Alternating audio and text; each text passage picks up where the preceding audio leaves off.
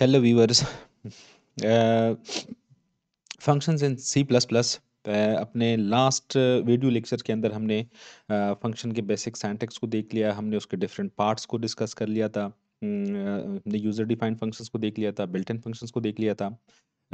हमने वहाँ पे फर्स्ट पार्ट के अंदर ये बात की थी कि यूज़र डिफाइंड फंक्शंस के हम तीन पार्ट्स हमने लिखे थे कि तीन पार्ट्स होते हैं। एक को हम कहते हैं function declaration, function calling and function definition.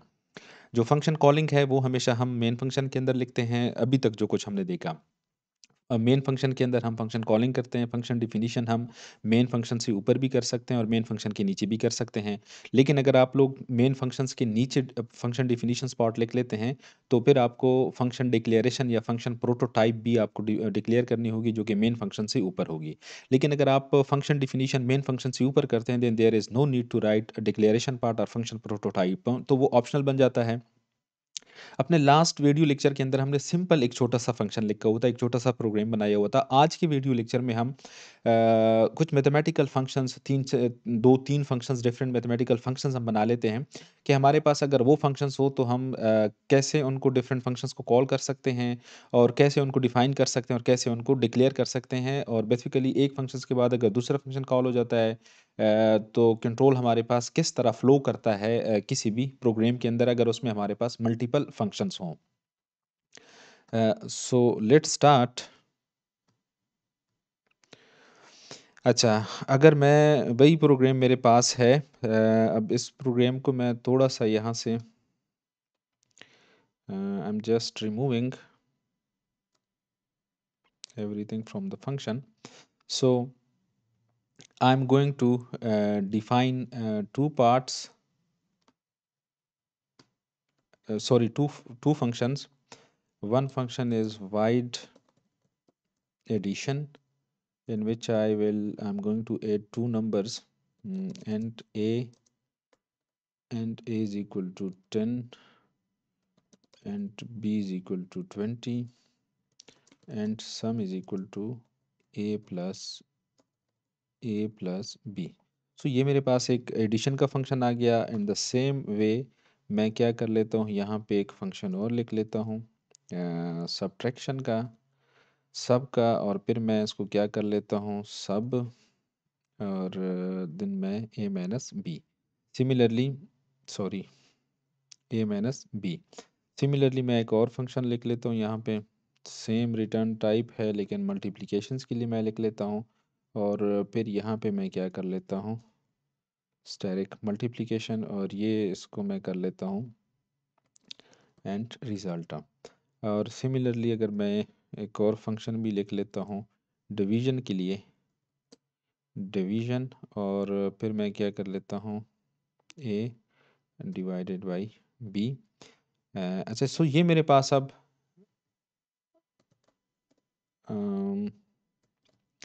Result. सो ये मेरे पास अब यहाँ पे अगर आप लोग देख लें, मैंने चार फंक्शन डिफाइन किए। एक मैंने एडिशन के लिए, एक मैंने जो एडिशन का काम कर रहा है, एक मैंने सब्ट्रैक्शन के लिए, और एक मैंने मल्टीप्लिकेशन और एक डिवीजन के लिए।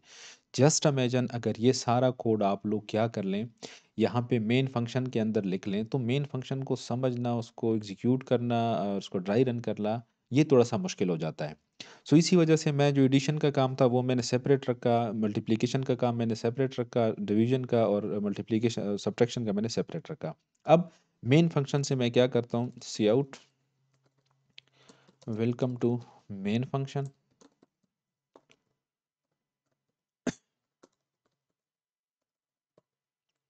और फिर मैं सबसे पहले कॉल करता हूँ जो एडिशन फंक्शन है मेरे पास। एडिशन फंक्शन मेरे पास, सॉरी, एडिशन, ये फंक्शन मैंने यहाँ से कॉल किया। सो यहाँ पे मैं एक जस्ट ताकि मुझे पता चलता जाए कि मेरे पास कंट्रोल मेन से कब कब बाहर जाता है और कब मेरे पास मेन के अंदर वापस आता है। Back to main function and then okay. So यहाँ पे सबसे पहले मैंने एडिशन फंक्शन को कॉल किया। अब अगर मैं अपने इस प्रोग्राम को रन कर लूँ तो ये मेरे पास सिर्फ प्रिंट करके देगा वेलकम टू मेन फंक्शन और बैक टू मेन फंक्शन। ये क्यों करेगा, इसकी मैं रीज़न बताता हूँ। ये देख लें, वेलकम टू मेन फंक्शन और बैक टू मेन फंक्शन। अच्छा, जैसे ही कंट्रोल सबसे पहले मेन के अंदर आ गया और यहाँ पे उसने सबसे पहले इस लाइन को प्रिंट कर दिया वेलकम टू मेन फंक्शन, उसके बाद हमने कॉल कर दिया एडिशन फंक्शन को। अब एडिशन फंक्शन को जैसे ही मैंने कॉल किया, कंट्रोल यहाँ से चला गया एडिशन फंक्शन के पास। एडिशन फंक्शंस के अंदर अगर आप लोग देख लें, तो मैं अभी तक मैंने 2 वेरिएबल लिए और 2 वेरिएबल को मैंने सम किया, लेकिन उस सम को मैंने कुछ कुछ डिस्प्ले नहीं करवाया। सो अगर मैं यहाँ पे एक स्टेटमेंट लिख लेता हूँ, cout the sum is sum. अब मेरे पास, अगर मैं इस प्रोग्राम को रन कर लूँ, तो अब मेरे पास सम डिस्प्ले होगा पहले और उसके बाद देख लें welcome to main function the sum is 30 और back to main function. So अब अगर मेन फंक्शंस के अंदर अब अगर हम देख लें, तो मैंने मेन मुझे यहाँ पे ज़रूरत पेश आई कि मैं 2 नंबर्स को ऐड करना चाहता हूँ, तो जैसे ही मुझे ज़रूरत पेश आई मैं कहाँ पे चला गया, वहाँ पे उस फंक्शन को मैंने कॉल किया और कंट्रोल वहाँ पे चला गया। अब देख लें, वो जो सब्ट्रैक्शन फंक्शन है, मल्टीप्लिकेशन है या डिवीजन फंक्शन है, वो कोड मैंने लिखा हुआ है लेकिन उसकी एग्जीक्यूशन नहीं हो रही। ना कंपाइलर वहाँ पे जाके उसको कंपाइल करता है। व्हाई? बिकॉज़ मुझे जब-जब किसी भी कोड की, किसी भी ब्लॉक की ज़रूरत होगी, वो मैं यहाँ से कॉल करूँगा। अदरवाइज़ मुझे उस वो कंपाइलर को उसको ना देखने की ज़रूरत है, ना उसको एग्ज़ीक्यूट करने की ज़रूरत है। सो यहाँ पे अब मैं क्या करता हूँ, एक और फंक्शन कॉल कर लेता हूँ, सब सब्ट्रैक्शन फंक्शन कॉल कर लेता हूँ। अब जैसे ही मैंने यहाँ से इस फंक्शन को कॉल किया, कंट्रोल कहाँ पे चला जाएगा? सिर्फ़ सब्ट्रैक्शन फंक्शन के पास चला जाएगा और सब्ट्रैक्शन फंक्शन के अंदर हमारे पास क्या हो रहा है? Int a is equal to 10, b is equal to 20। और अगर मैं इसको उसी तरह एक ये स्टेटमेंट मैं यहाँ पे डिस्प्ले करवा दूँ, द सब इज़ सब। सो अब अगर मैं इसको रन कर लूँ इस प्रोग्राम को, तो यहाँ पे आप लोग देख लें वेलकम टू मेन फंक्शन।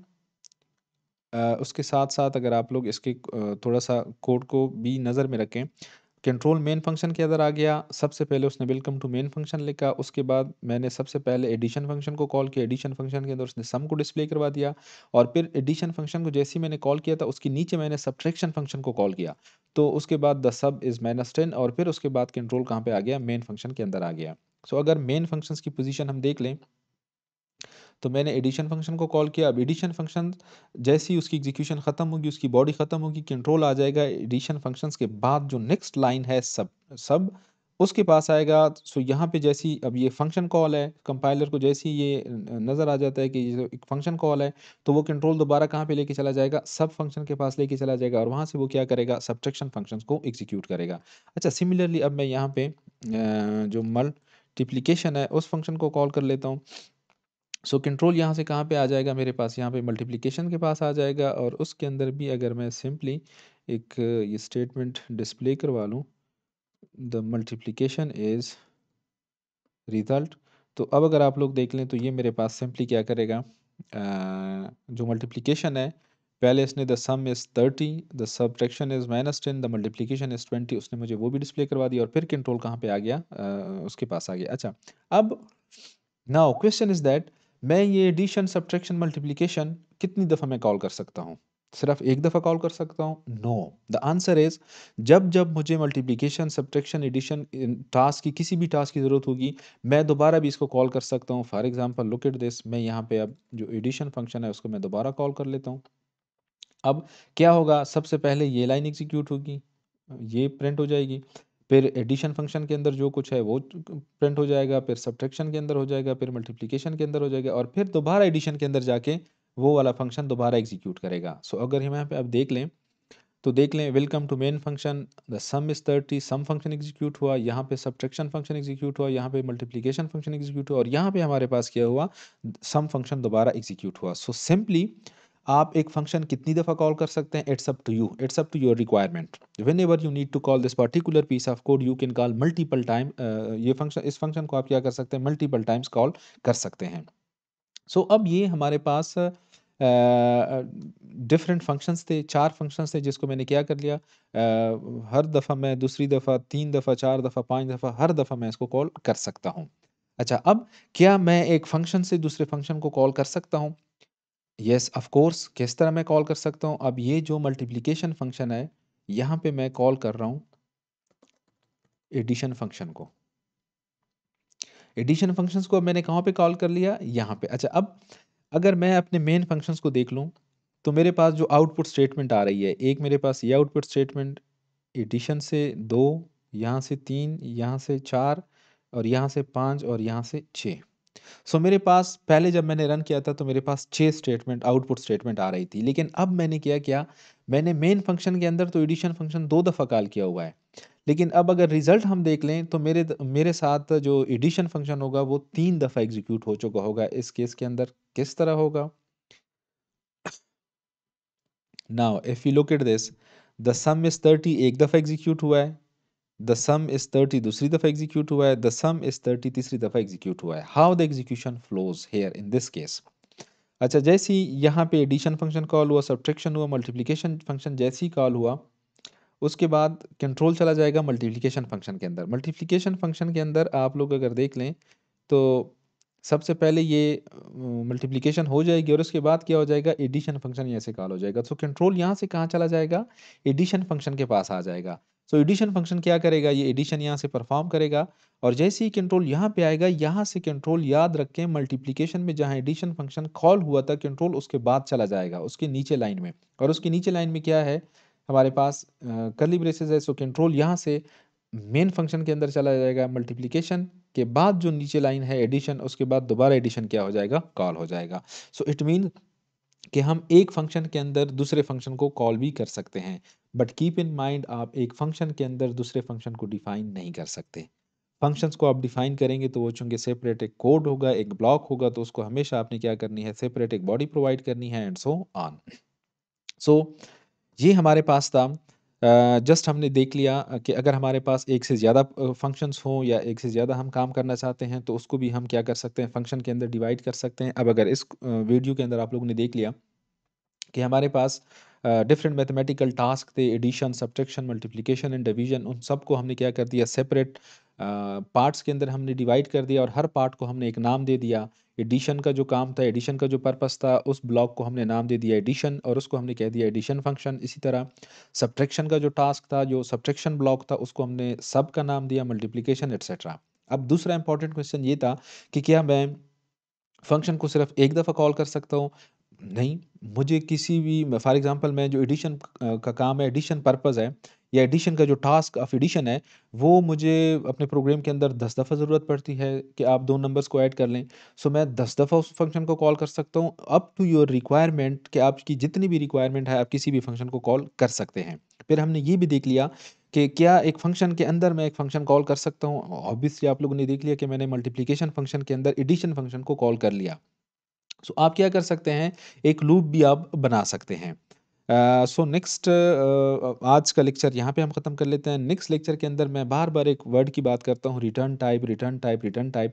अब नेक्स्ट अपने लेक्चर के अंदर हम रिटर्न टाइप को थोड़ा-सा डिस्कस करेंगे कि ये जो वॉइड हम लिखते हैं, ये हम क्यों लिखते हैं? अगर यहाँ पे मैं इंट लिख लूँ, तो उससे क्या मुराद होगा? और जो हम बात करते हैं कि returning values from the function, कि वो एक्चुअल वो वैल्यू किस तरह रिटर्न हो रही है। तो वो हम इंशाल्लाह अपने नेक्स्ट वैल्यू लेक्चर के अंदर प्रैक्टिकली देख लेंगे कि हम एक वैल्यू रिटर्न करेंगे तो वो वैल्यू कहाँ पे जाएगी, कैसे स्टोर होगी and so on will be discuss in our next lecture. Thank you very much, stay tune.